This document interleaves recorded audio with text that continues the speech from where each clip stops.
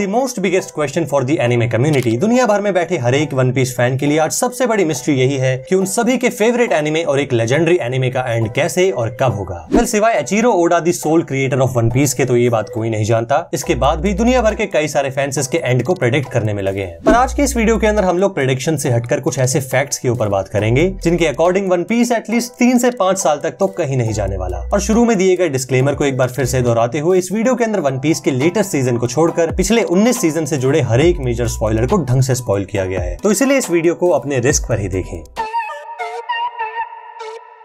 अब अगर आपने कभी कोई एनिमे या फिर कोई भी टीवी सीरीज देखी है तो आप इस बात को समझ सकते हैं कि एक सीरीज को बनाने वाले राइटर के दिमाग में शुरू से लेकर अंत तक हर एक चीज पहले से ही क्लियर होती है। अब ऐसा हो सकता है कि स्टोरी के बीच के एलिमेंट्स को सीरीज के ऑनगोइंग रन टाइम के दौरान क्रिएट किया जाए, लेकिन स्टार्टिंग से लेकर एंड तक ये 2 ऐसी चीजें होती हैं जिनके बारे में हर एक राइटर के दिमाग में कई सारे ब्लूप्रिंट्स पर एक ही सिंगल आउटपुट होता है। और वन पीस के केस में भी एक इनएविटेबल एंडिंग तो लिखी है। शो के क्रिएटर और प्रोड्यूसर्स को उस एंडिंग के बारे में अच्छी तरीके से पता है, लेकिन कभी कभार ऐसा होता है कि जाने अनजाने में कभी कोई राइटर या फिर उस शो के प्रोड्यूसर्स सीरीज के ऑनगोइंग रन टाइम के दौरान कुछ ऐसे इनकम्प्लीट स्लॉट छोड़ देते हैं जिन्हें आगे चलकर मेन स्टोरी के प्लॉट के फ्लो के साथ कनेक्ट किया जा सके। अगर इस तरीके के इनकम्प्लीट स्लॉट्स को ढंग से यूज किया जाए तो हमें एक अमेजिंग स्टोरी के अंदर एक बहुत ही ज्यादा अमेजिंग फोरशैडोइंग देखने को मिलती है। फोरशैडोइंग का मतलब स्टोरी के फ्यूचर में होने वाली किसी घटना को कभी बहुत ही पहले इंट्रोड्यूस करा दिया गया हो, लेकिन अगर ये इनकम्प्लीट स्लॉट्स ढंग से यूज ना किए जाएं तो यही बन जाते हैं एक ऐसी चीज जिसे आप सभी लोग प्लॉट होल्स के नाम से जानते हैं। नाउ ऑफ कोर्स एक काफी ज्यादा वेग एग्जांपल है, बट आई थिंक किसी भी स्टोरी के अंदर कंसिस्टेंसी एंड इनकंसिस्टेंसी को समझने के लिए सबसे आसान तरीका है। Now back to the ocean. One Piece एक बहुत ही लंबी स्टोरी है जो कि लगभग पिछले 20 सालों पहले लिखी गई थी और जो कि आज भी लिखी ही जा रही है। और जब कोई स्टोरी इतने ज्यादा लंबे वक्त से क्रिएशन में हो तो ऐसे में उस स्टोरी के अंदर कुछ छोटे मोटे इनकम्प्लीट हिस्से छूट ही जाते हैं। और वन पीस के मामले में उन छूटे हुए हिस्सों की लिस्ट बहुत ही ज्यादा लंबी है, जिनमें से कुछ सबसे पॉपुलर ये है कि वर्ल्ड सेंचुरी की हिस्ट्री क्या है, आखिर विल ऑफ डी किस बारे में है, 3 एंशिएंट वेपन्स कौन से हैं, ancient and mysterious pirate Joy boy कौन था, वॉइस ऑफ ऑल थिंग्स क्या चीज है, रेवोल्यूशनरी आर्मी की स्ट्रेंथ और मंकी डी ड्रैगन का पास्ट क्या है। और इनके ही जैसे ना जाने और कितने सवाल जिनको इंट्रोड्यूस तो सालों पहले किया गया था, लेकिन उनका जवाब आज तक भी किसी वन पीस फैन को नहीं पता। यकीन मानिए मेरी इस बात का कि अगर 1 से 100 के बीच में एक स्केल पर यह अंदाजा लगाया जाए कि पिछले 20 सालों में असल में वन पीस अपनी स्टोरी, कैरेक्टर्स, मिस्ट्री और पास्ट को एक्सप्लेन करने के मामले में कहां तक पहुंचा है, तो as a One Piece fan मेरे ख्याल से पिछले 20 सालों में अभी तक तो बस ये एक इंट्रोडक्शन ही चल रहा था। वन पीस की असली स्टोरी और उसकी असली पॉसिबिलिटीज तो अभी होनी बाकी है।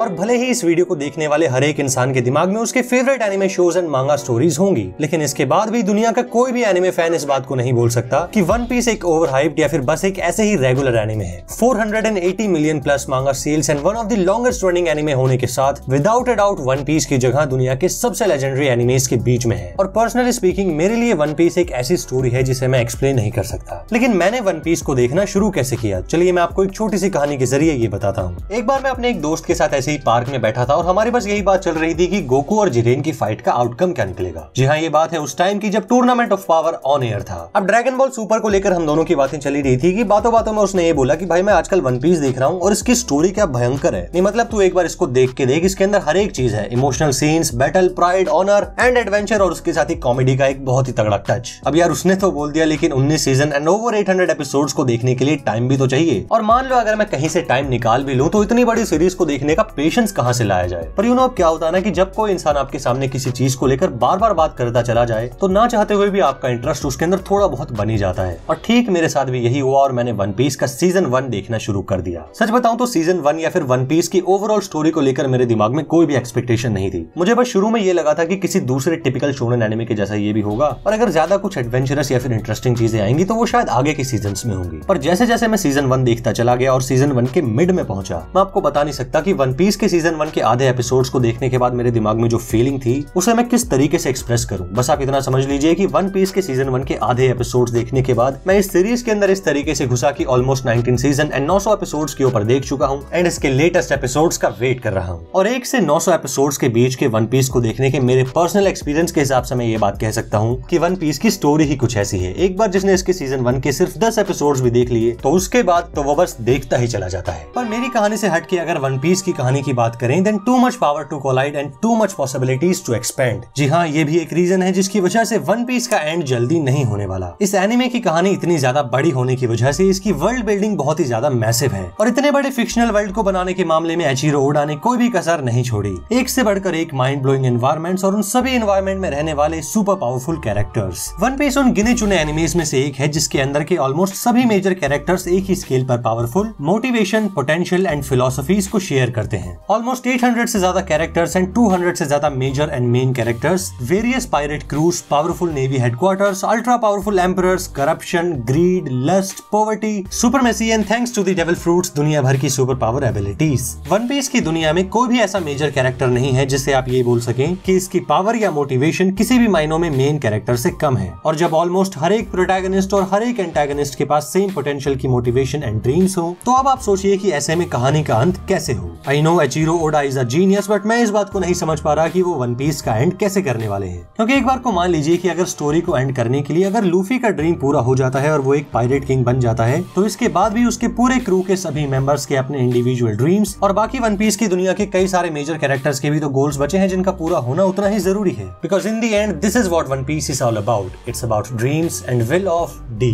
अब काफी टाइम से कई सारे लोग बोल रहे थे कि वन पीस के ऊपर कोई वीडियो लेकर आओ, वन पीस के ऊपर कुछ बोलो। तो लीजिए, आई होप कि as a One Piece fan आपको ये मेरी वीडियो पसंद आई हो। आगे आने वाली वीडियोस के लिए मैं ये कोशिश करूंगा कि जितना हो सके एनिमे रिलेटेड टॉपिक्स को टच कर पाऊं। और सच बताऊं तो दुनिया में इतने सारे एनिमेस हैं कि हर एक के ऊपर वीडियो बनाना तो पॉसिबल नहीं है। इसलिए हिडन कैलिबर यूट्यूब चैनल के ऊपर आगे आने वाली जापानीज एनिमे वीडियोस के लिए मैं आप सभी एनिमे वॉचर एंड मांगा रीडर से आप सभी के सजेशंस लेना चाहूंगा। इस चैनल के ऊपर आप फ्यूचर में कौन से एनिमे के ऊपर वीडियो देखना चाहते हैं, ये बात एज अ सजेशन मुझे हिडन कैलिबर के इंस्टाग्राम के ऊपर डीएम कीजिए। और वन पीस के एंड के बारे में आप क्या सोचते हैं, ये बात मुझे कमेंट सेक्शन के अंदर जरूर बताइएगा। और वीडियो के अंत में हो सके तो एक बार हिडन कैलिबर यूट्यूब चैनल को सब्सक्राइब करने के बारे में भी जरूर सोचना। So now that's it for today's video. Thank you so much for watching this till the end.